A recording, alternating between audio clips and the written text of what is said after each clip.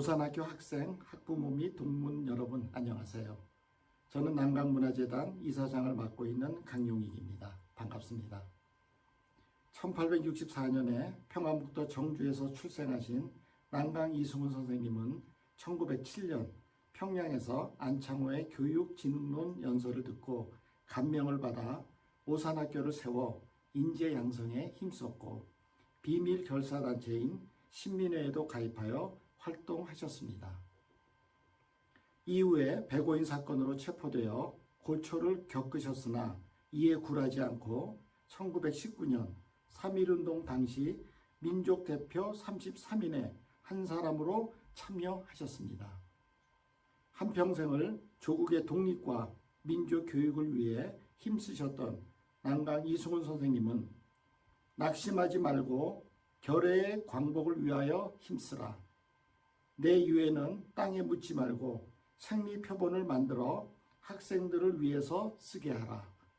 는 마지막 유언을 남기고 1930년 5월 9일에 67세를 일기로 세상을 떠나셨습니다. 올해는 남강 이승훈 선생님 서거 90주기가 되는 해입니다. 그래서 오산 중고등학교와 남강문화재단에서는 추도 행사로 남강 이승훈과 3.1운동을 주제로 큰 심포지움을 진행하려고 계획하였습니다. 하지만 코로나19 상황이 장기화되어 추도 행사를 웨비나 형태로 진행하려고 합니다. 바쁘신 와중에도 좋은 강연을 녹화해서 보내주신 오성철 교수님을 비롯한 여러 강사님들께 진심으로 감사드리며 아울러 이러한 좋은 행사를 후원해 주신 용산구청에도 심심한 감사의 말씀을 전합니다.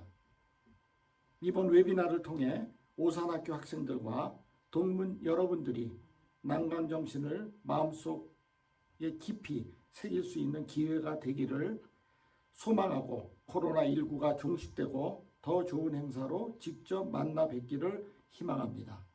감사합니다. 안녕하세요, 여러분. 저는 위대한 영혼 남강 이승훈의 저자인 오산고등학교 국어교사 이호승입니다. 사랑하는 오산중학교 학생 여러분들을 이렇게 강의 시간에 만나게 되어서 참 기쁘게 생각합니다. 먼저 위대한 영혼 남강 이승훈 선생님의 생애에 대해서 제가 간략하게 말씀을 드리도록 하겠습니다.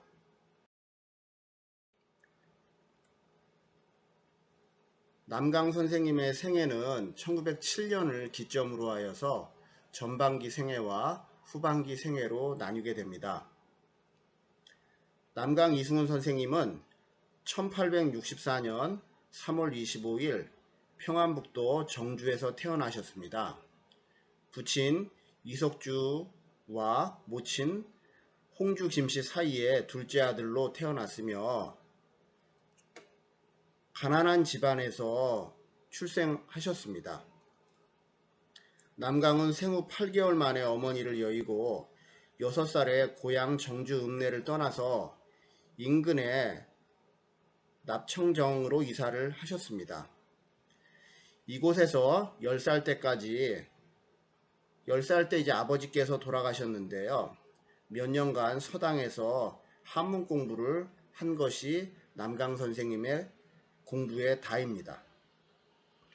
이후 학업을 중단한 남강은 당시 부유한 유기상인이었던 이밀권이 운영하던 상점에 심부름꾼으로 들어가게 되었습니다. 하지만 4년 뒤에 상점의 간부가 될 정도로 그의 근면성실함과 탁월함은 인근에까지 널리 알려지게 되었습니다. 1878년 이도제의 딸 경강과 결혼하면서 남강은 점원 생활을 그만두고 본격적으로 상인의 길에 나섰습니다. 보부상으로 평안도와 황해도 각 지역 장시를 돌아다니면서 자본을 모아서 납청정에 유기상점을 차리고 평양에 지점을 설치하기도 했습니다. 그러던 중에 남강은 철산의 오이순에게 자본을 얻어서 1887년에 납청정에 유기공장을 세워서 뚜렷한 실업인이 됩니다. 남강 선생의 공장 경영 방식을 근대적인 것으로 만들었고 노동 환경과 노동 조건 개선에도 힘을 썼습니다.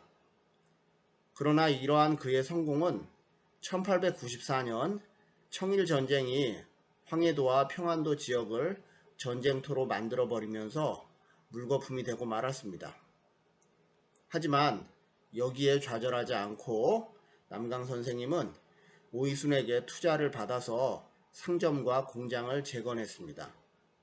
또 나아가서 평양에 상사를 개설하였고 진남포와 납청정에도 지점을 두었고 본격적으로 무역과 운송업을 펼쳤습니다. 서울과 인천 등을 왕래하면서 사업을 확장하고 국내의 굴지의 자본가로 성장하게 되었습니다. 이후에 경영 일선에서 은퇴한 남강 선생은 1907년 7월에 일생의 전환점을 맞이하게 됩니다. 평양에 나갔다가 나라가 없이는 집도 몸도 있을 수 없고 민족이 천대를 받을 때 나 혼자만 영광을 누릴 수는 없소 라고 하는 도산 안창호의 강연을 듣고 그를 만나게 된 것입니다. 남강은 당장에 술을 끊고 담배를 끊고 단발을 결행하고 안창호가 조직한 비밀결사 신민회에 가담하여서 평안북도 총감이 되었습니다. 이러한 실천의 일환으로 평양 마산동에 자기 회사를 설립했고 서적의 출판과 공급을 목적으로 태극서관이라고 하는 서점을 경영하셨습니다. 그리고 평안북도 정주에 서당을 고쳐서 신식교육기관인 강명의숙이라는 초등교육기관을 설립하였고 1907년 12월 24일 중등교육기관으로서 민족운동의 요람이 된 오산학교를 개교하셨습니다. 이렇게 남강의 생애는 전반기와 후반기로 이렇게 나누게 됩니다. 그러면 우리는 우리에게 직접적인 영향을 끼치셨던 후반기 생애의 오산학교와 남강에 대해서 자세하게 살펴보도록 하겠습니다. 다시 한번 정리하자면 전반기의 남강은 자수성가한 실업인이라면 후반기의 남강은 교육자 및 민족운동가라고 하겠습니다. 오산학교는 1907년 12월 24일에 설립됐습니다. 오산학교의 설립 목적은 첫 번째, 민족운동에 이바지하는 제목을 기르는 것이고 두 번째는 백성을 교육시키는 것, 선생을 양성하는 것입니다. 남강 이승훈 선생님께서는 제1회 오산학교 졸업식이 1910년 7월 10일에 있었습니다. 그때 이런 말씀을 하셨습니다. 거칠고 험악한 것을 정복하고 세기를 여는 것이 너희들의 임무라.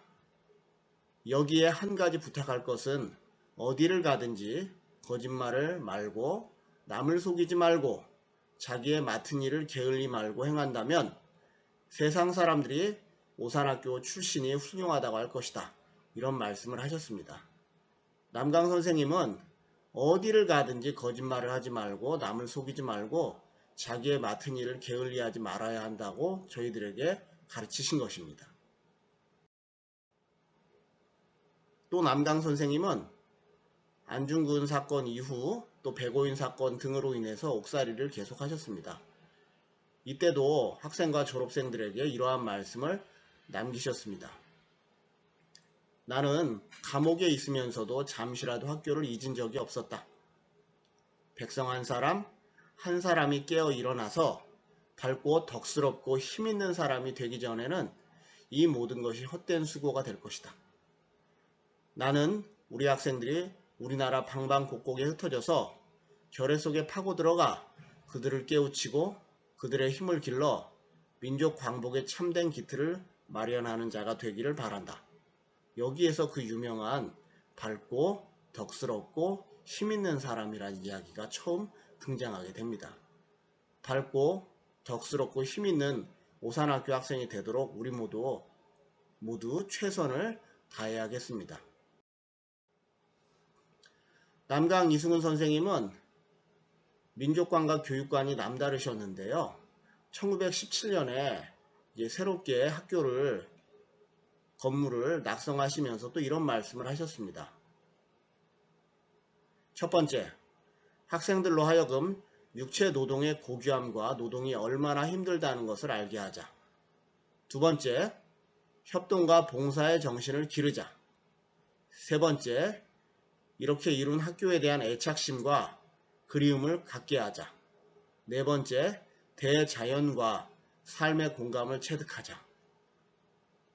그러니까 대자연 속에서 인간이 육체로 노동하고 협동하고 봉사하면서 삶을 이루어 나간다는 것이 얼마나 고귀하고 아름다운 것인지 남강 선생님은 몸소 실천하시고 학생들에게 끊임없이 강조해 오신 것이죠. 남강 선생님은 여러분 잘 아시다시피 민족대표 33인으로서 독립운동에 참여를 하셨습니다. 그리고 독립운동에 참여하셔서 옥고를 치르시고 독립운동에 옥고를 치른 사람들 중에서 가장 늦게 감옥에서 출소하셨습니다. 감옥에서 출소하신 후에 남강 선생님이 일본에 다녀오시게 되는데요. 일본에 다녀오신 후에 학생들에게 이러한 말씀을 남기셨습니다. 일본이 장족의 발전을 한 것은 놀랄만한 일이다. 우리도 그와 같은 노력을 할 인물이 있으면 근심할 것이 없다. 학생들은 국가 장래를 위하여 노력하겠다는 결심을 하여라. 결심만 있으면 위인이 되고 학자가 되고 실업가가 되어 독립운동의 지사가 될 것이다. 학생들은 노력하여라. 보통 일본에서 일본 시차를 독립운동가들에게 보내준 것은 일본이 이렇게 발전했으니까 너희들은 아무 희망과 꿈이 없으니 일본에 굴복하여라. 이런 차원에서 일본 시차를 보내준 것인데 남강 선생님은 일본 시차를 다녀온 후에도 이렇게 멋진 말씀을 하신 것이죠. 우리가 일본 사람들에게 지는 것이 아니고 일본을 알면은 일본을 이길 수가 있다. 우리도 일본이 발전을 이룬 것처럼 이러한 발전을 이룩할 수 있는 인물을 배출한다면 이러한 사람들이 오산학교에서 나온다면 우리도 국가 장래를 발전시키고 훌륭한 국가를 이룰 수 있다. 황무지에서도 남강 선생님은 희망의 싹을 본 것이죠. 결심만 있으면 위인이 되고 학자가 되고 실업가가 될 수 있다. 그러므로 오산학교 학생들은 노력해야 된다.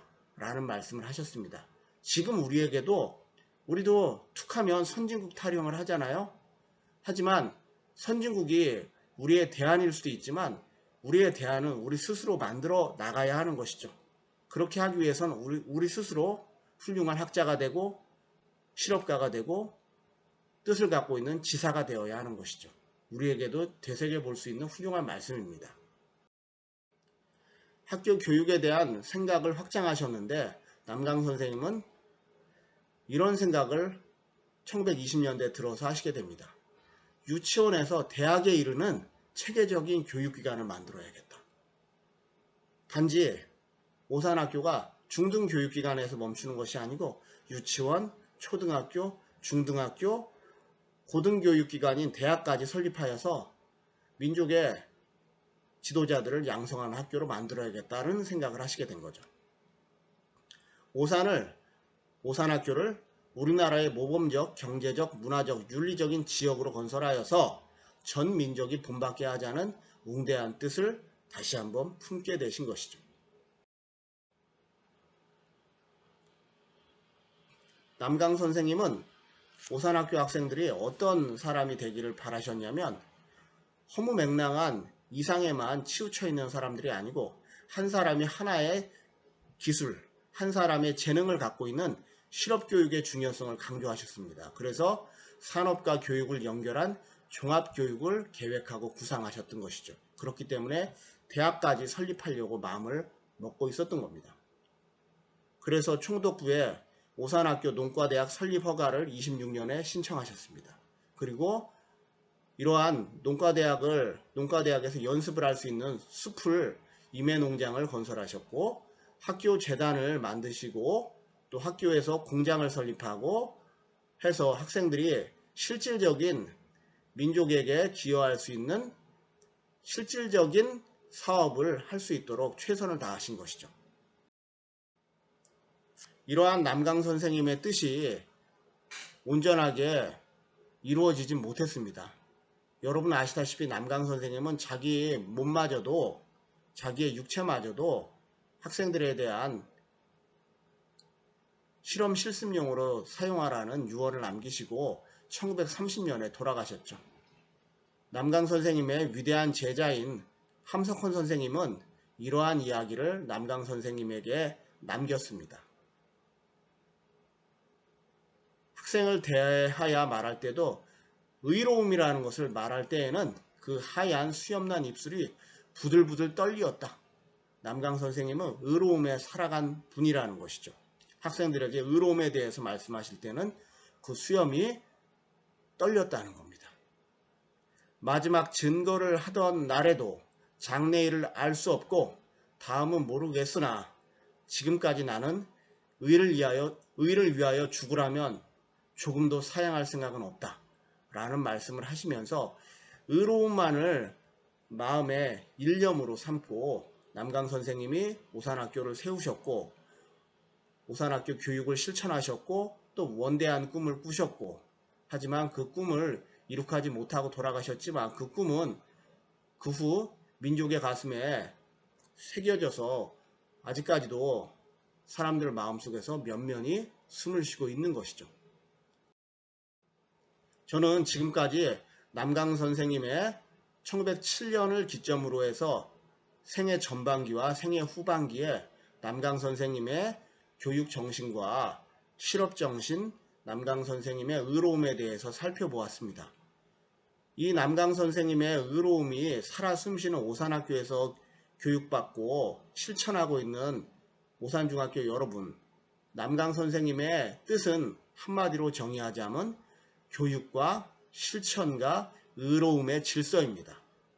우리는 이러한 교육과 실천과 의로움의 질서를 가지고 현대를 책임지고 나아가야 하는 한 사람 한 사람의 씨알이 되어야 합니다. 여러분들, 오늘의 오산학교를 설립하신 남강 선생님의 실천과 의로움의 질서를 여러분 마음 깊숙이 새기셔서 여러분 새로운 세상을 열어가는 오산학교의 위대한 한 사람 한 사람의 학생들이 되시기를 빌겠습니다. 이것으로 제 강의를 마치겠습니다. 감사합니다. 안녕하십니까 여러분, 서울교육대학교의 오성철 교수입니다. 오늘 제가 여러분들께 말씀드릴 내용은 남강 이승훈 선생과 오산학교라는 주제입니다. 잘 아시겠습니다만 남강 이승훈 선생께서는 한국 근대사에 우뚝 솟은 훌륭한 위인의 한 분일 뿐만 아니라 교육사적으로 보더라도 한국 근대 교육의 역사에 있어서 뚜렷한 범접할 수 없는 족적을 남기신 훌륭한 교육자이기도 하십니다. 그분의 일생을 돌이켜볼 충분한 여유는 없습니다만 오늘 이 시간에는 짧은 시간 동안 오산학교라고 하는 그분이 이룩하신 여러 위업들 중에서 가장 중요하고 또 가장 결실 있는 업적이었다고 할 수 있는 오산학교, 이 오산학교를 중심으로 해서 그분의 삶을 잠시 되돌아보고 이 오산학교라고 하는 그분의 위업이 교육사적으로 얼마나 중요한 의미를 지니는지를 잠시 여러분들과 함께 생각해 볼 수 있는 시간을 갖고자 합니다. 먼저 남강 이승훈 선생의 일대기를 간단하게 한번 정리를 해보죠. 1864년에 평안북도 정주에서 태어나셨고 그리고 1930년에 그리 길지 않은 삶을 마치시고 작고하셨습니다. 이분의 삶에, 남강 이승훈 선생의 삶에 있어서 무엇보다도 우리가 주목하지 않을 수 없는 것은 그분은 뼈대 있는 가문이나 명문가에서 출생하셔서 최고의 엘리트 교육을 받고 화려하고 지적인 업적을 남기신 분이 아니라 우리 사회의 가장 밑바닥에서 탄생하신 분이고, 그 밑바닥에서부터 그분의 놀라울 정도의 성실성과 정직함, 그분의 근면과 노력으로 하나씩 하나씩 자신의 삶을 개척해 오신 분이라는 것입니다. 그분의 삶에 있어서 놀라지 않을 수 없는 것은 16세라고 하는 아주 어린 나이에 유기공장에 일을 배우러 들어갔고, 거기서의 그 노동이 인정을 받아서 조금씩 훌륭한 상인으로, 그리고 일꾼으로 성장을 해갔다는 것입니다. 단지 거기까지만 보자면 그분 난강 이승훈 선생은 조선 최고의 가장 성실하고 유능한 상인, 조선 최고의 가장 일 잘하는 경제인으로 기억이 됐을 수도 있을 것입니다. 그런데 그분의 삶에 있어서 결정적인 전기가 찾아오게 됩니다. 그것은 다름 아닌 1905년 그분이 평양에 나갔을 때, 그 평양에서 난강 이승훈 선생보다도 젊었던 청년 도산 안창호의 연설을 우연히 듣게 되었다는 것입니다. 도산 안창호 선생으로부터 난강 이승훈 선생이 들었던 연설에서 가장 난강 선생의 뇌리에 꽂혔던 것은 이 조국과 민족을 살리기 위해서 교육이 필요하다는 것이었습니다. 그리고 그 길로 돌아와서 난강 선생은 자신의 이후에 가장 위대한 업적이라 할 수 있는 학교 만들기를 시작하게 됩니다. 그 연설이 계기가 되어서 탄생한 것이 정주 땅에 만들어진 오산학교라는 것이었습니다. 이 오산학교의 구체적인 됨됨이에 대해서는 이후에 다시 말씀드리기로 하고, 이후에도 난강 선생은 한편으로는 이 오산학교를 일으켜 세우고 오산학교의 최고의 교사들을 전국에서 모셔오고 하면서도 동시에 난강 선생은 신민회랄지하는 활동을 통해서 조국의 독립에도 헌신을 하게 됩니다. 그 과정에서 난강 선생은 결국 3차례에 걸쳐서 투옥이 되고 가혹한 옥고를 치르게 됩니다. 1911년에 이른바 조선 총독부에 의해서 식민지배를 정당화하기 위한 작업으로 날조된 사건, 백오인 사건에 연루가 되어서 투옥이 되셨고, 가장 빛나는 또 하나의 그 민족운동이라고 할 수 있는 3.1운동에 난강 선생께서 그야말로 눈에 보이지 않는 주도적인 입장에 서시게 되는 겁니다. 여러분들 아시겠습니다만 3.1운동의 33인으로 대표되는 3.1운동의 주도적인 어떤 그 지도자들은 기독교계, 천도교계, 그리고 불교계 분들로 구성이 되어 있었습니다. 그리고 사실 인원상으로 보면 기독교계 분들이 가장 많았어요. 그런데 이 33인 독립선언서를 준비하고 거기에 연명하는 과정에서 약간의 실랑이가 있었다고 합니다. 다름 아닌 누가 가장 먼저 등장을 할 것인가, 기독교계와 예컨대 천도교계 사이에서 약간의 알력이 있을 수도 있었던 것 같아요. 그런데 거기에 대해서는 또 난강 선생은 일가를 합니다. 누가 먼저 쓰는 게 그리 중요한가, 이게 다 감옥 가는 순서다 라고 하면서 흔쾌히 사실은 기독교계의 대표이셨는데 그 순위를 천도교계에 양보하기도 했다. 이것은 무엇을 의미하는가 하면 종교를 초월한 대동단결의 민족운동의 상징으로서의 3.1운동은 난강 선생의 그와 같은 허방함과 대범함, 그분의 인물됨이 아니었다면 훨씬 더 어려웠을 것이라는 점을 의미합니다. 그렇게 해서 투옥되신 난강 선생께서는 33인 중에서 가장 늦게, 감옥을 나오셨어요. 그렇게 해서 나오신 이후에도 조선교육협회를 창설을 하셔서 밀립대학 기성운동을 전개한달지 끊임없이 한치의 주저함도 없이 교육운동을 하셨습니다. 이 오산학교와 관련해서 남강 선생께서 어떤 일을 하셨는가?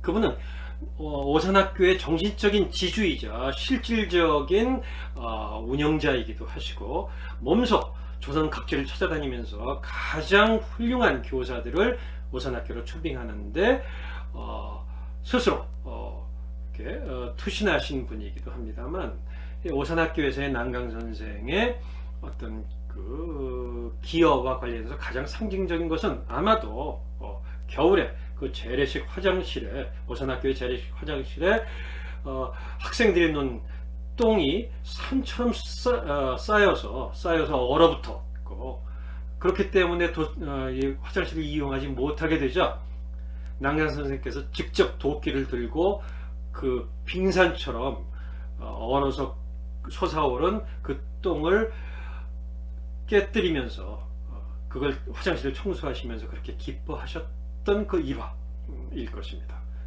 그분은 오산학교를 만드신, 그리고 3.1운동을 이끄신 지도자이셨음에도 불구하고 가장 아래에서 가장 굳은 일을 마다하지 않으시면서 오히려 거기서 가장 기쁨을 찾으셨다는 것입니다. 아마도 청소부나 소사가 할 만한 일이었을 텐데, 그것을 학교 설립자이시고 이 나라 민족운동의 지도자이셨던 분이 웃음이 가득한 얼굴로 그 굳은 일을 마다 안 하면서 하시는 걸 본 그 학교의 교사와 학생들은 무엇을 배웠겠습니까? 그것이 저는 오산학교의 힘이었다고 생각을 합니다. 그분의 교육자로서의 그런 모습은 그분이 1930년에 협심증으로 갑자기 쓰러지셨을 때도 마지막까지 빛을 발합니다. 그분은 협심증으로 쓰러지셔서 돌아가시기 전에 자신의 시신을 땅에 묻지 말고, 장례를 치르지 말고 시신을 의학용으로 만들어서 교육용으로 활용하라는 유언을 남기셨습니다. 그리고 그 유언을 실현하기 위해서 제자와 그 교사들이 그의 시신을 경성제국대학 의학부로 가져가서 교육용 표본으로 만들고자 했을 때 그것을 두려워했던 것은 다름 아닌 조선 총독부였어요. 돌아가신 그분의 시신이 살아있는 조선 총독부 권력을 두려움에 떨게 만든 것입니다. 조선 총독부는 그 가진 수단을 다 해서 그분의 시신이 교육용 표본이 되는 것을 막았어요. 저는 돌아가신 죽은 남강 선생의 영혼이, 정신이 살아있는 가장 강력한 권력을 두려움에 떨게 만들었던 그 장면이야말로 남강 선생의 훌륭한 인물됨을 보여주는 그야말로 웅변적인 장면이라고 믿어 의심치 않습니다. 오산학교는 1907년에 창립이 됐습니다. 이때는 이른바 교육 구국운동이 이 조선을 그야말로 폭풍처럼 휩쓸던 그때였습니다. 조선 전역에 4,5천에 달하는 사립학교가 일거에 설립이 되고 각 학교에서 조선 독립을 준비하는 교육 구국운동이 전개가 되었습니다. 그 중에서도 가장 으뜸이 되었던 빛나는 별과도 같았던 사립학교가 다름 아닌 오산학교, 그리고 대성학교였어요. 그런데 대성학교는 결국 조선 총독부의 탄압을 이기지 못하고 폐교가 됩니다. 그런데 오산학교는 남강 선생의 지혜와 유연함 그리고 의지로 굳건하게 그 정신과 명맥을 유지를 하게 됩니다. 그 오산학교의 그 길고 긴 자랑스러운 역사를 여기서 하나씩 짚어서 말씀드릴 여유는 없습니다. 그러나 오산학교의 위대함은 오산학교를 거쳐갔던 스승들의 면모를 한번 훑어보기만 해도 누구라도 부인할 수 없을 것입니다. 우리나라 최초의 근대 소설가라고 하는, 물론 일제시대 말기에는 아름답지 못한 모습을 보이기도 했습니다만 적어도 식민지 초기까지 우리의 문학의 거봉이었다고 할 수 있는 춘원 이광수 선생, 민족 사학자였던 단재 신채호 선생, 끝까지 오산을 지켰고 민족운동의 지도자이자 한국의 간디라고까지 칭송을 받으셨던 고당 조만식 선생, 조선의 3대 천재 중에 한 분이셨고 임꺽정의 저자이기도 하셨던 사회운동가 벽초 홍명희 선생, 3대 만세전, 표본실의 청개구리와 같은 근대 문학의 으뜸가는 작가 중에 한 분이셨던 횡보 염상섭 선생, 그리고 동서양의 철학을 넘나들면서 위대한 교육사상과 철학을 완성하셨던 다석 유영무 선생, 이런 분들이 다름 아닌 오산학교의 스승이셨어요. 이런 최고의 지도자들을 스승으로 모셨다는 것만으로도 오산은 빛나는 별 그 자체일 수밖에 없을 것입니다. 이제 오산의 스승뿐만 아니라 오산이 배출한 인물들의 귀를 기울여 봅시다. 오산, 지금도 오산학교, 오산중학교, 고등학교의 교정에는 우리나라 어떤 학교에서도 볼 수 없는, 초등학교, 중학교, 고등학교, 심지어 대학까지 포함해서 어떤 학교에서도 볼 수 없는 숱한 위인분들의 동상, 반신상, 두상들이 오산학교에 있습니다. 그 많은 두상들, 동상들이야말로 오산의 오산됨을 보여주는 가장 뚜렷한 증거라고 하지 않을 수 없는데요. 간단하게 일별을 해보자면 시인 김소월, 시인 김옥, 김홍일 장군, 시인 백석, 백인재, 의사 백인재, 주기철 목사, 화가 이중섭, 목사 한경직, 투사 함석헌, 박사 이기백, 이런 분들을 드실 수가 있을 겁니다. 문학과 심지어 국방과 의학과 종교계와 미술계, 심지어 역사학계까지 그야말로 이분들의 이름을 빼놓고는 한국 근대의 예술과 문학과 종교와 과학을, 학문을 말할 수 없다고 할 수 있을 정도로 기라성 같았던 분들이 다 오산의 기린아들이고 오산의 제자들이라는 것입니다. 우리나라 어떤 학교가 이렇게 찬란한 역사를 자랑할 수 있겠습니까? 저는 오산의 위대함, 오산을 낳은 남강의 위대함은 다른 세계 최고의 명문이라고 하는 다른 학교와의 비유를 통해서 더 강하게 인식할 수 있지 않을까라고 생각을 합니다. 제가 말씀드릴 한 학교는 다름 아닌 1440년에 창설되었다고 하는 세계 최고의 학교라고 자타가 공인하는 이튼 칼리지입니다. 영국에 있는 학교죠. 이 이튼 칼리지가 어떤 학교인지 상상이 잘 안 되신다면 여러분들은 영화나 아니면 소설을 통해서 보신 적이 있는 해리포터 시리즈에 나오는 그 호그와트를 연상하셔도 좋을지 모르겠어요.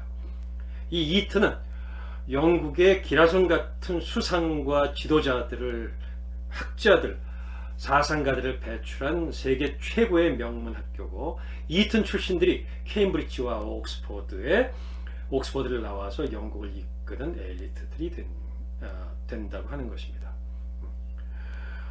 따라서 각 나라별로도 스스로가 명문임을 자랑하고 싶은 학교들이 많을 텐데, 그런 학교들이 흔히 내세우는 비유가 뭔가 하면 우리야말로 이 나라의 이튼이다 라는 식의 비유예요.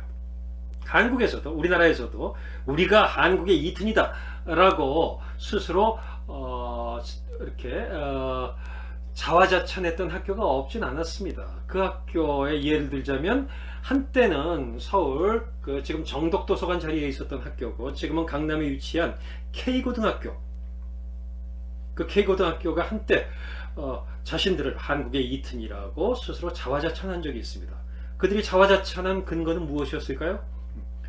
그 K고등학교 출신들이 서울대학에 가장 많이 입학했다는 것입니다. 지금은 그렇지 않습니다만 고등학교가 평준화되기 이전까지는 K고등학교가 부동의 1위였죠. 서울대학교 입학생이 있어서. 그런데 이튼을 세계 최고의 명문으로 만든 것이 케임브리지와 옥스퍼드에 가장 많은 졸업생을 배출했다는 것이었을까요? 그렇지 않습니다. 이튼을 최고의 명문으로 만든 힘은 다른 곳에 있었어요. 그것은 다름 아닌 이것입니다. 제가 지금 보여드리는 이 사진, 이튼 칼리지의 워 메모리얼, 전쟁 기념관이라고 하는 것인데요. 이것은 다름 아닌 이튼의 재학생 혹은 이튼의 졸업생으로 영국이 참전했던 전쟁에 앞장서서 장교로 출전을 해서 전사한 학생들 그리고 졸업생들의 이름이 적힌 벽입니다. 이게 바로 이튼 칼리지에 지금도 남아있는 워 메모리얼이에요. 그 구체적인 내용을 볼까요?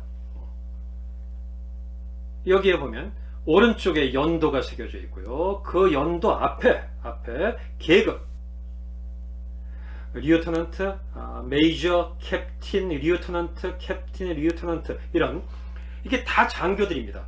이튼은 명문학교였기 때문에 이튼 출신들은 군대에 참전을 해도 군인으로 참전을 해도 사병이 아니라 장교로 참전을 했었어요. 그런데 흥미로운 점은 영국 같은 경우에 특히 1차 세계대전 참전 시에 영국 군인들의 전사 비율을 보면 사병의 전사율보다 장교의 전사율이 더 높았다는 것입니다.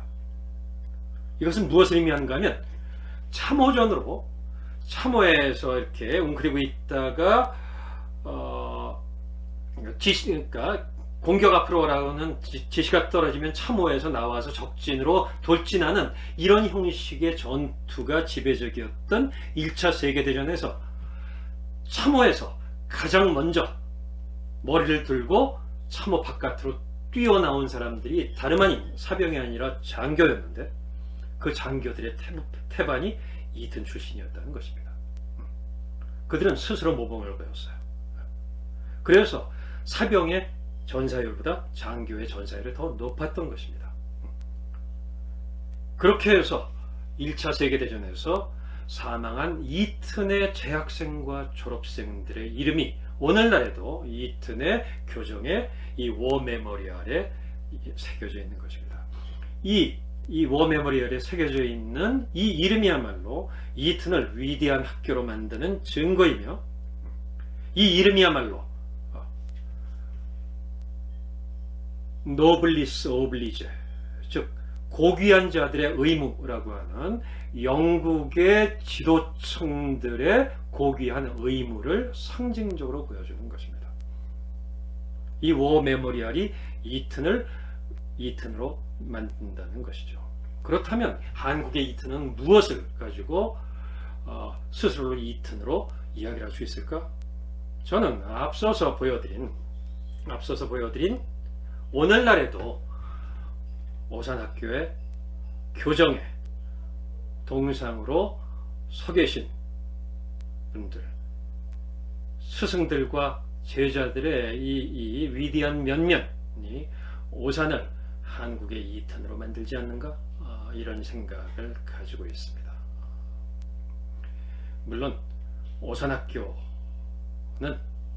스스로를 한국의 이튼이라고 K 고등학교처럼 그렇게 자화자찬한 적이 없습니다.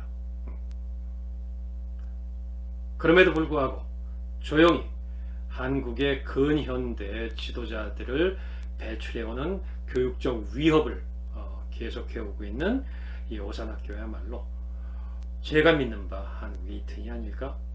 혹은 한국의 이튼이 아니라 할지라도 지금은 저 세상에서 당신의 시신을 교육력 표본으로 만들자는 증언을 남기시면서 이 땅을 떠나신 난강 선생께서 저 세상에서 오늘날의 오산학교를 보면서 흐뭇해하실 만한 증거가 아닐까, 이런 생각을 해봅니다. 남강 선생의 타계 이후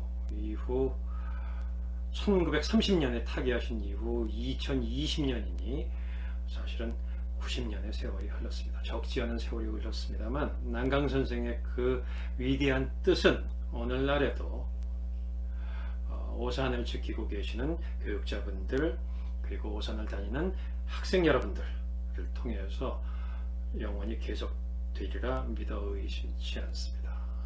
귀교의 발전을 다시 한번 진심으로 기원하고, 이 기회에 남강 선생께서 뜻하신 바가 무엇인지, 오산에 서 있는 여러 위인들, 스승님들, 그리고 그 학생분들의 위협이 무엇인지를 다시 한번 되새기는 계기가 되었으면 하는 마음에서 짧게 말씀을 드렸습니다. 이것으로 남강 이승훈과 오산학교라는 주제와 관련된 제 짧은 소견을 마무리 짓도록 하겠습니다. 짧은 시간이지만 경청해 주셔서 대단히 감사드립니다. 고맙습니다. 안녕하세요. 오산 중학교 친구들. 직접 만나서 얘기를 나누거나 그러면 참 좋을 텐데, 우리가 이렇게 좀 동영상으로 만나서 이야기를 좀 하게 됐어요. 반가워요. 이게 뭐 제가 따로 이렇게 영상을 딱 제작하는 인력이 있질 않아서 그냥 이렇게 좀 얘기를 이렇게 좀 소박하게 찍을 수밖에 없는데, 여튼 한번 얘기를 나눠보도록 할게요. 그 뭐 3.1운동이 어땠느냐에 대해서는 굉장히 얘기를 많이 들어봤을 것 같아요. 여기 옆에 이제 그림에 나오듯이 제 책에 나오는 그림인데, 뭐 고종의 죽음, 뭐 그리고 학생들의 참여 같은 것들이 굉장히 큰 의미를 갖고 있었고, 뭐 굉장히 많은 사람이 참여했다. 한 달, 2달 기간 동안 100만이 넘는 사람이 참여했다라든지, 또 장소로 본다라면 사실상 전국에서 활발하게 폭발적으로 터져 나왔고, 해외에서도 한인이 있었던 곳에서는 불타올랐다. 뭐 이런 얘기를 아마 되게 많이 들어봤을 거예요. 요거는 오늘 제가 길게 얘기하진 않고, 제가 이제 묻고 싶은 건 이게 왜 가능했는가에 대한 여러 이유가 있어요. 되게 다양한 이유가 있기 때문에 다 제가 얘기할 수는 없지만, 그 중에 여러분들 앞에서 제가 짧게라도 나누고 싶은 게 있다라면 한번 좀 나눠보고 싶어서 갖고 온 주제가 몇 가지 있는데, 그 중에 하나 먼저 말씀드리고 싶은 건 국제감각이란 말을 얘기하고 싶어요. 그러니까 이것도 우리가 굉장히 많이 얘기하는 건데, 3.1운동에 대해서 얘기할 때 우리가 항상 하는 얘기가 있잖아요. 1919년 파리 강화 회의에 대표단을 파견하려고 했고, 여기 지금 사진에 나오는 윌슨 대통령이라는 미국 대통령이 민족 자결주의를 외쳤고 그에 대해서 호응했다, 이 얘기를 해요. 맞는 얘기입니다. 이게 뭐 틀린 얘기가 아니죠. 그러니까 실제로 1차 세계대전이라는 과정 속에서 1차 세계대전의 승리 국가로 미국이라는 나라가 처음 부상을 했고, 1차 세계대전의 결과를 통해서 미국은 세계 초강대국의 지위에 올라가게 돼요. 그리고 그 세계 최강대국의 나라로서 이 윌슨 대통령이 새로운 국제 질서를 구상하면서, 이제 우리가 식민지를 만드는 것이 아니라 어떤 좀 평등하고 수평적인 형태로서의 어떤 새로운 국제 질서를 한번 좀 만들어 보자라고 하면서, 모든 민족들이 자기 나라를 세울 수 있는 권리가 있지 않냐라는 아주 그 당시 얘기로 하면 신박한 어떤 그런 제안을 하게 되는 거죠. 맨날 듣는 얘기이긴 하지만 우리가 조금 주목해서 생각해 볼 수 있는 부분은 뭐냐면, 이러한 국제적인 변화 앞에서 부응하고자 했다라는 게 3.1운동과 대한민국 임시정부 수립에 굉장히 큰 밑바탕이 되었다라는 것을 우리가 기억할 필요가 있어요. 그러니까 그냥 된 것이 아니라 세계 정세를 파악하고 국제 질서가 어떻게 돌아가느냐에 대해서 깨닫고 호응했다라는 거거든요. 모든 국민들이 이 사실을 알고 있지는 않았죠. 그러나 중요한 사실은 독립운동가들, 선각자, 지식인들, 그리고 일부 교육받은 학생들, 이런 사람들을 중심으로 세계 대세의 흐름을 파악했다라는 거예요. 그래서 요게 하나 있고, 근데 이제 이거는 학교에서 많이 배우는 건데, 약간 놓치는 게 하나 뭐가 있냐면 신의 혁명이라는 게 있어요. 이게 뭐냐면, 아직 중학생들이니까 약간 낯설 수도 있는데요. 이 신의 혁명이라는 것은 1911년에 옆에 있는 분이 순원이라는 부분이에요. 중국의 혁명가 순원을 중심으로 해서 중국의 전통 왕조 청나라를 무너뜨리고 중화민국이라고 하는, 밑에 써있는데 잘 보일까 모르겠는데, 동아시아 최초의 민주공화국이 등장했다라는 거거든요.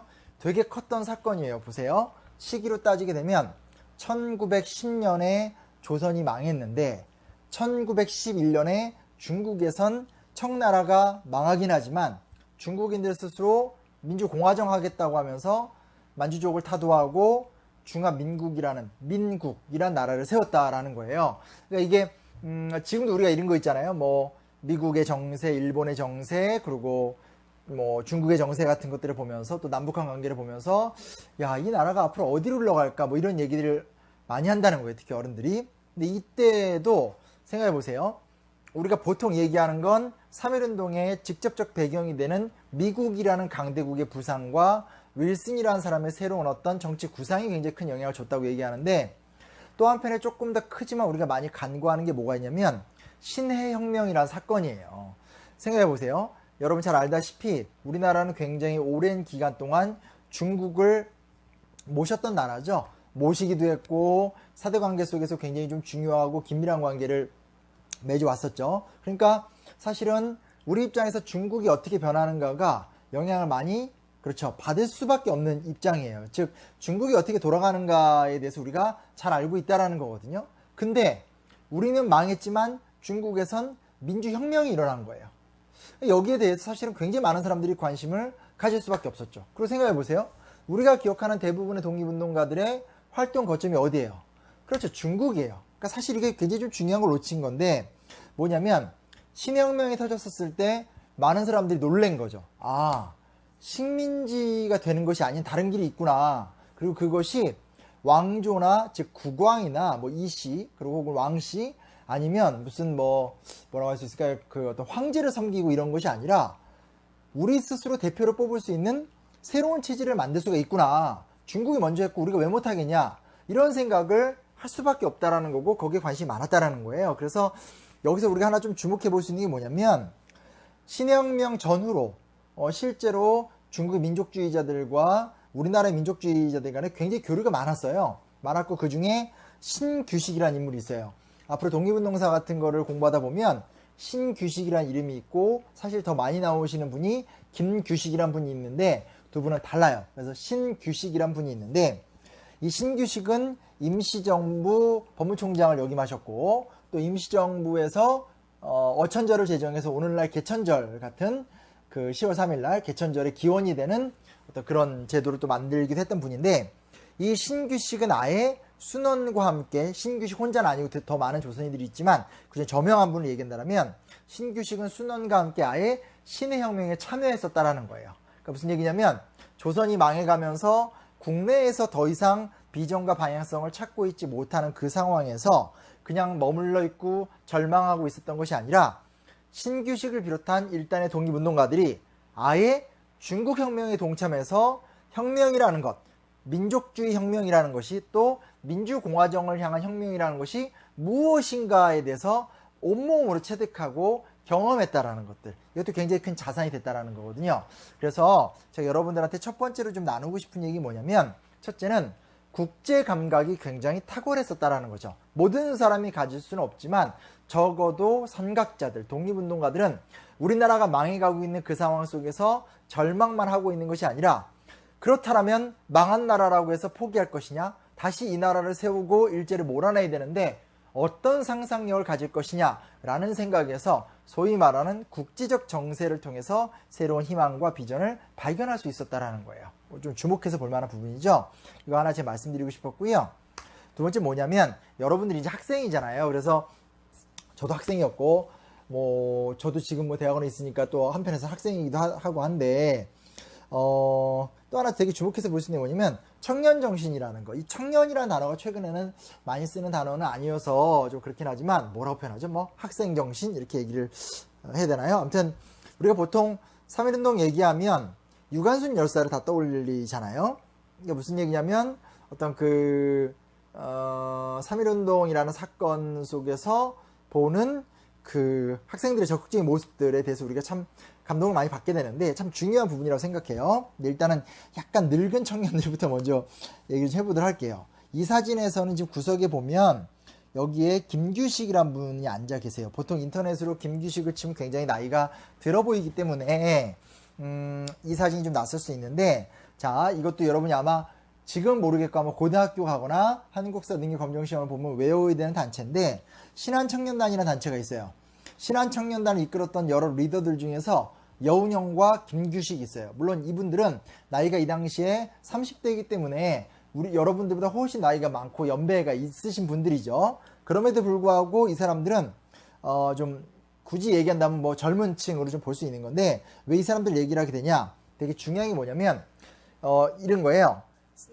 이 사람들을 중심으로, 여운형이나 김규식 같은 사람들을 중심으로 신한청년단이 만들어져서 3.1운동을 예비하기도 하고 3.1운동을 지도하기도 하고 또 임시정부 결성에 가장 중요한 역할을 하기도 하고, 다시 또 파리 강화회의에 가서 민족의 독립을 청원하고 이런 모습들이 나타나게 되는데, 참 흥미로운 게 뭐냐면 이분들은 조금 나이 많은 청년들이긴 하지만 김규식이나 여운형 같은 경우가 이 시기 때 어떤 이런 활동을 할 때 이분들의 직업이 뭐였냐, 예를 들면 여기 이제 사진에 여운형은 없지만 여운형 같은 경우는 실제로 이 당시에 그 출판사 점원 직원이었고요. 여기 나오는 김규식 같은 경우는 가죽공장 외판원이었어요. 그건 무슨 얘기냐면 실제로 3.1운동이 팍 터졌었을 때 이 아주 유명한 독립운동가들은 블랙리스트, 일본의 블랙리스트에 올라가서 저쪽 파리 강화회의 같은 데 참석할 수 없었어요. 왜냐면 블랙리스트 작성하고 그들의 활동을 다 이렇게 막아놨었던 상황이었거든요. 그런데 쉽게 말하면 이분들 갑툭 튀인 거예요. 그래서 갑자기 여운형이나 김규식 같은 30대 초중반의 직장인들이 나라를 살려보겠다고 조직을 결성해서 활동을 하게 되니까 그 블랙리스트 명단에는 당연히 빠져 있을 수밖에 없고, 이 사람들이 이런 활동을 하면서 이제 기적이 일어나기 시작을 해요. 단적인 예를 하나 들게 되면, 예를 들어서 여운형 같은 경우는 여기 빠져 있지만, 여운형 같은 경우는 미국 이제 주중 대사, 중국의 대사로 임명을 하게 됐었던 찰스 크레인과 면담을 하게 되는데, 그냥 찰스 크레인이 주중 대사 기념 강연회를 열어서 축하 파티를 하면서 한 600명 정도 모인 데서 강연을 했거든요. 사실 그 자리에 그냥 관객으로 가요. 그러니까 이제 청중을 한 거죠, 그 강연을 들으러. 그랬다가 정확하게 사건은 모르지만 그날 어필을 했고, 찰스 크레인이 자기 호텔방에 데려가서 얘기를 들어주고, 여운형이 결국은 독립청원서를 영어로 작성을 해서 이 찰스 크레인한테 주고, 찰스 크레인이 실제로 윌슨 대통령한테 갖다 주기도 해요. 또 김규식은 이제 파리 강화회의를 가게 되는데 당시에 배 티켓으로 구하기 되게 힘들었었거든요. 근데 이때 보면 아까랑 좀 이어진 얘기겠지만, 이 당시 중국은 중화민국이란 정부가 있었죠. 중화민국에서 중화민국 그 당시 승전국에 분류가 됐거든요. 파리 강화회의로 파견을 하는데 4명의 대표를 파견할 적에 그 중에 티켓 하나를 양보해서 김규식이 그 자리를 차고 들어갔던 거예요. 사실 말이 안 되는 거죠. 왜냐면 저명한 독립운동가들도 아니고 이 사람들이 이 당시에 뭐 이렇게 특별하게 뭐를 어떤 그런 엘리트들도 아닌데 나라를 살려보겠다고 조직을 만들고 활동을 하던 거죠. 물론 김규식 같은 경우는 불어를 굉장히 잘했고 준비가 돼 있었던 인재이긴 하지만 사회적 지위는 별 볼이 없었거든요. 그랬는데 이 사람들이 실제로 분투를 하면서 말도 안 되는 기적을 이뤄갔다라는 것들. 근데 이건 좀 중요한 문제죠. 아직 여러분들한테 얘기하기 그렇지만 여튼 간에 자기의 생계를 꾸려야 되고 내 먹거리를 고민하는 입장에서 이런 선택과 행동을 한다는 건 굉장히 어려운 얘기잖아요. 이런 행동을 해서 성공을 했다는 모습들도 하나 있고요. 그 다음 또 살펴보면 28 독립선언이라는 게 있는데 이것도 아마 잘 알 거예요. 3.1운동보다 먼저 2월 8일 날 도쿄 유학생들이 28 독립선언이라는 걸 했잖아요. 그렇죠? 바로 그 얘기를 하게 되는 건데 하나 굉장히 좀 흥미로운 부분이 뭐가 있냐면 이런 게 있어요. 그러니까 이런 거죠. 원래 3.1운동을 준비하던 많은 종교계 지도자들이 우리가 독립선언을 할까 독립청원을 할까 갖고 고민이 많았대요. 그러니까 무슨 얘기냐면 독립선언은 지금부터 우리는 독립국가다 라고 선포하는 거고 독립청원은 독립시켜 주십시오라는 평화운동이에요. 그럼 생각해 보세요. 둘 중에 어떤 게 조금 안전할까요? 그렇죠. 당연히 독립청원이 안전할 수밖에 없어요. 왜냐면 독립선언은 쉽게 말하면 반역행위가 되는 거잖아요. 근데 문제가 뭐냐면 한 달 전에 먼저 일본에 있었던 유학생들이 독립선언식을 먼저 한 거예요. 그러니까 먼저 독립선언을 했으니까 3.1운동을 지도하던 사람들 입장에선 독립청원을 할 수가 없죠. 모양이 안 맞잖아요. 그렇죠? 그리고 최팔룡, 송계백 같은 남성 유학생들 같은 경우에는 천도교 신자들이거든요. 국내로 28 독립선언 이후에 국내로 와서 국내의 천도교 지도자들, 최린, 손병희 같은 사람들을 만나면서 3.1운동의 기폭제가 됐고, 여기 제가 써놓지는 않았지만 김마리아 같은 또 여성 유학생 같은 경우는 또 와서, 이분은 이제 기독교인인데 경부선과 경의선을 이용해서 주로 이제 그 당시 기독교가 평안도 쪽, 북한 쪽에 많았는데 그쪽의 교회들을 대상으로 해서 3.1운동의 촉매제가 돼요. 그러니까 3.1운동을 누가 이끌었느냐라고 할 적에 보면 유학생들, 먼저 이상과 방향성을 생각하는 이 유학생들의 도전이라는 게 굉장히 또 컸었다라는 걸 기억할 수 있죠. 마지막으로 간단히 말씀드리면 천도교 지도자 손병이란 존재를 기억할 필요가 있어요. 동학농민운동을 실패한 다음에 일본으로 망명을 갔었어요. 그리고 사실은 우리 입장에선 동학농민운동도 중요하고 조선왕조도 중요하지만 그 당시에는 동학농민운동은 동학란이라고 해서 밀란이었거든요. 그러니까 조선조정에서는 아주 철저하게 동학농민운동을 탄압했고, 사실은 우리가 알고 있는 굉장히 훌륭한 독립운동가들이나 민족지사들도 동학농민운동을 굉장히 비판적으로 바라봤었어요. 지금 무슨 얘기냐? 생존자였었던 손병희 같은 사람들은 일본에 머물렀었는데, 또 다른 지도자인 이용구나 손병희는, 송병주는 일본한테 넘어가요. 일본이 꼬드기는 거예요. 천의협이라든지 일진회 같은 단체, 천의협이나 일진회가 아니라 이제 천의협이라든지 여러 어떤 그런 친일 단체들, 흥룡회가, 지금 흥룡회가 생각이 안 나서 그러는데, 흥룡회 같은 단체들이 와서 계속 얘기하는 거예요. 우리를 도와서 새로운 나라를 만들자. 너네 어차피 조선왕조에서 버림받지 않았냐. 우리가 너네를 막 무조건 점령하려고 하는 것이 아니라 함께 새로운 좋은 나라를 세우자. 이렇게 꼬시는 거거든요. 근데 사실 손병희가 그것을 단호하게 거절을 하고 국내에 돌아와서 강북구 봉황각, 강북구에 있는 봉황각이라는 건물인데, 이 건물을 지으면서 이곳에서 새롭게 인재를 모으고 새롭게 인재를 길러내요.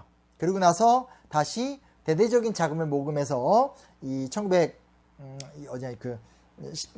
때 현재 인사동에서 조금, 그죠, 인사동 외곽 쪽에 있죠. 운영국 맞은편에 천도교 대교당이 있어요. 이 천도교 중앙대교당을 짓겠다고 하면서 100만원 모금 운동을 하고, 모은 돈 중에 실제로 이 건물을 지은 돈은 3분의 1밖에 안 되고, 나머지 자금을 통해서 해외 독립운동이나 3.1운동이 굉장히 중요한 자금체 역할을 해요. 실제로 기독교 진영도 천도교의 자금 지원이 있었기 때문에 활동할 수 있었거든요.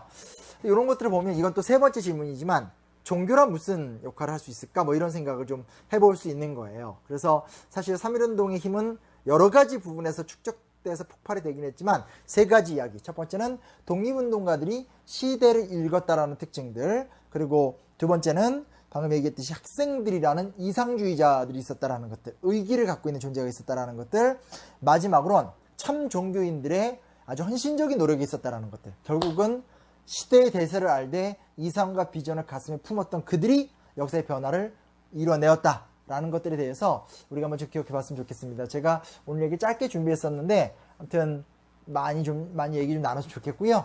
뭐 이렇게 정답이 있는 건 아니니까 편안하게 여러 생각들을 갖고, 정답이 있지 않다라는 얘기는 더 나은 생각을 하자는 얘기인 거지, 무조건 너도 옳고 이 말은 아니거든요. 그래서 많이 얘기를 나누면서 조금 더 3.1운동의 가치, 독립운동사의 가치, 한국 역사의 가치, 또 그 안에서 나는 어떻게 해야 되는가, 뭐 이런 것들에 대해서 고민을 해봤으면 좋겠습니다. 듣느라 수고했어요. 언제 기회 되면 만나요. 안녕하세요. 오산중학교 교장 김미경입니다. 남강 서거 90주기를 맞이하여 남강어를 새기는 뜻깊은 행사를 지원해 주신 남강문화재단과 용산구청에 깊은 감사를 드립니다.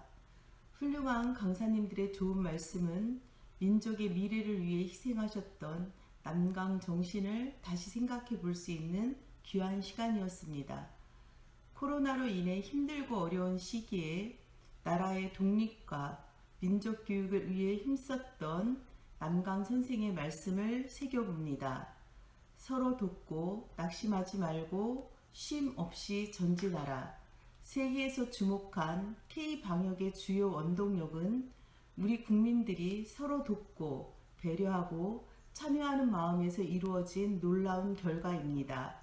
우리 모두 낙심하지 말고 서로 함께 힘을 합치면 이 위기를 성공적으로 극복할 수 있을 것입니다. 나라의 운명을 교육의 힘에 맡긴 남강 선생의 유지를 잘 받들어 오산학교를 밝고 덕스러운 결의 어뢰 배움터가 되도록 정성을 다하겠습니다. 감사합니다.